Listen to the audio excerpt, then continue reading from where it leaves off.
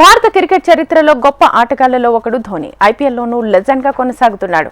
వయసు పెరిగినా తలవాయిలోని ఎనర్జీ ఏమాత్రం తగ్గలేదు.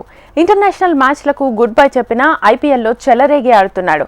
చెప్పాలంటే సీఎస్కే అంటే ధోని, ధోని అంటే సీఎస్కేలా మారింది. సీఎస్కేతో ధోనికి విడదీయరాని ఫెవికాల్ బంధం ఏర్పడింది. ఫలితంగా అతడు ఐపీఎల్ మ్యాచ్లో రిటైర్మెంట్ అన్న మాటే మర్చిపోయాడనిపిస్తోంది. చెన్నై సూపర్ కింగ్స్ నా ఫ్రాంచైజీ. నేను సీఎస్కేకు ఎంతకాలం ఆడాలనుకుంటున్నానో అంతవరకు ఆడతా. ఒకవేళ నేను వీల్ చైర్లో ఉన్నా కూడా నన్ను లాక్కు వెళ్ళిపోతారు అన్న మహేంద్ర సింగ్ ధోని కమెంట్స్ క్రికెట్ అభిమానుల్లో ఉత్సాహాన్ని రెట్టింపు చేసింది. అవును, రిటైర్మెంట్పై అనుమానాలకు తలైవా మళ్లీ ఫుల్ స్టాప్ పెట్టాడు.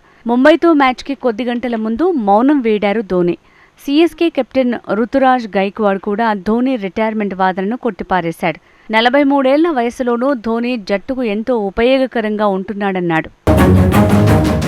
మహేంద్ర సింగ్ ధోని అందరికీ ధోనిగా సుపరిచితుడు. తలైవాని క్రికెట్ ప్రియులు ముద్దుగా పిలుచుకునే ధోని తన కెప్టెన్సీలోనే 2007లో టీ20 వరల్డ్ కప్ సాధించాడు. 2011లో వన్డే వరల్డ్ కప్, 2013లో ఛాంపియన్స్ ట్రోఫీ గెలిచిన భారత జట్టుకు కెప్టెన్గా వ్యవహరించాడు. 2011 వన్డే వరల్డ్ కప్ ఫైనల్లో ధోని 91 పరుగులతో అజేయంగా ఆడి man of the match award గెలుచుకున్నాడు. అందుకే అతన్ని కెప్టెన్ కూల్ అని కూడా పిలుచుకుంటారు ధోని ఫ్యాన్స్.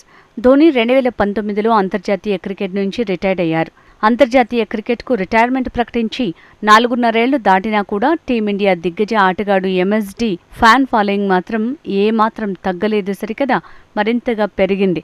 ప్రస్తుతం ఐపీఎల్లో మాత్రమే ఆడుతున్నాడు ధోని. ఇండియన్ ప్రీమియర్ లీగ్లో అత్యంత విజయవంతమైన జట్లలో చెన్నై సూపర్ కింగ్స్ ముందు వరుసలో ఉంటుంది.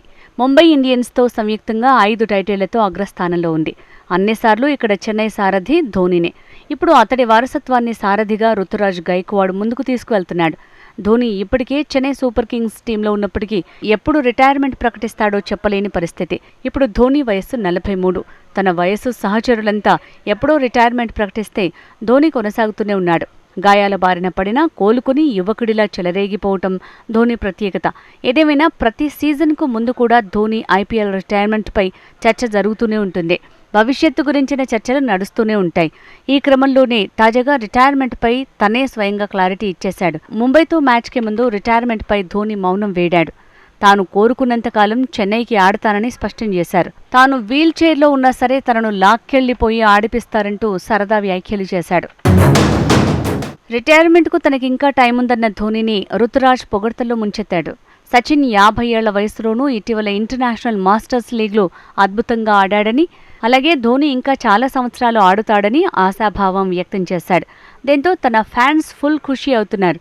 తమ అభిమాన క్రికెటర్ ఆటను ఇంకొన్నాళ్లు చూడొచ్చని ఎగిరి గంతేస్తున్నారు. ధోని 2023 ఐపీఎల్ సమయంలో మోకాలి గాయంతో బాధపడ్డాడు. అప్పుడు బ్యాటింగ్ ఆర్డర్లో ఆఖర్లో వచ్చేవాడు. దీంతో అదే అతనికి చివరి సీజన్ అని అంతా భావించారు. అయితే ఆపరేషన్ చేయించుకున్న ధోని కిందటి సీజన్లోనూ ఆడాడు. ఎక్కువగా ఇంపాక్ట్ ప్లేయర్గా దిగువ స్థానాల్లో బ్యాటింగ్కు దిగి సిక్సర్లతో అలరించాడు. ఇప్పటికీ పూర్తి ఫిట్నెస్తో ఉన్న ధోని ఈ ఐపీఎల్ మాత్రం పూర్తి స్థాయిలో మ్యాచ్కి అందుబాటులో ఉంటాడని అభిమానులు ఆశిస్తున్నారు. ఈ ఐపీఎల్ 2025 కోసం చెన్నైలో అడుగుపెట్టిన సమయంలో ధోని వేసుకున్న టీషర్ట్పై కోడ్ వైరల్గా మారింది. మోర్స్ కోడ్లో 1 లాస్ట్ టైం అని ఉన్న టీషర్ట్ని వేసుకుని ధోని వచ్చాడు. దీంతో ధోనికి ఇదే చివరి ఐపీఎల్ సీజన్ అనే ప్రచారం జోరందుకుంది. కానీ 43 ఏళ్ల ధోని మాత్రం ఇంకా ఈ లీగ్లో కొనసాగేందుకు ఆసక్తి చూపిస్తున్నాడు. అందుకే ఫ్రాంచైజీ కాని తాను కనీసం ఒక్కరికొకరం వీడ్కోలు చెప్పేందుకు సిద్ధంగా లేమని ధోని అనటం ఫ్యాన్స్కి ఆనందాన్నిస్తోంది.